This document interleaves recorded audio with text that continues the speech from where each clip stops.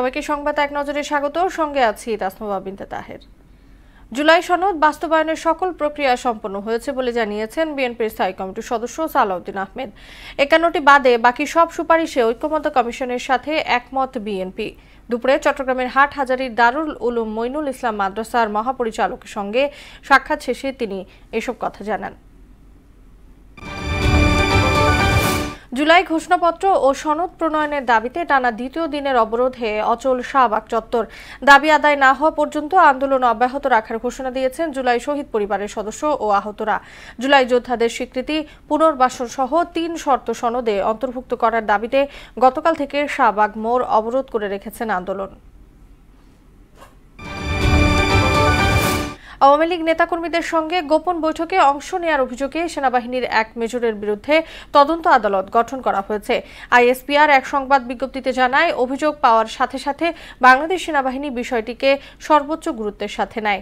গত 17 জুলাই ওই কর্মকর্তাকে আটক করে সেনা হেফাজতে নেওয়া হয়।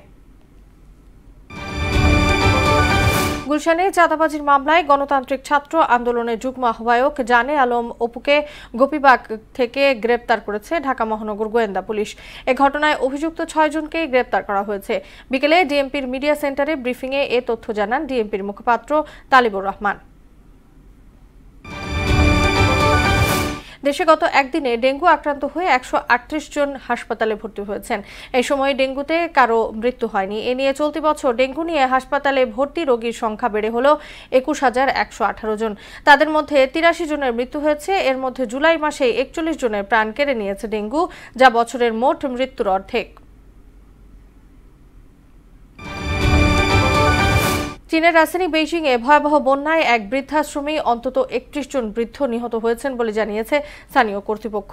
তাদের বেশিরভাগই চলাফেরায় অক্ষম ছিলেন। বিবিসি জানায়, মিয়ন জেলায় অবস্থিত ওই বৃদ্ধাশ্রমে পানির উচ্চতা বুক সমান হয়ে যাওয়ার পর উদ্ধারকারী দল সেখানে পৌঁছায়।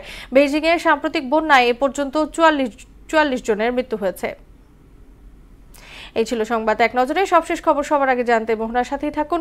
এতক্ষণ সঙ্গে থাকার জন্য ধন্যবাদ সবাইকে।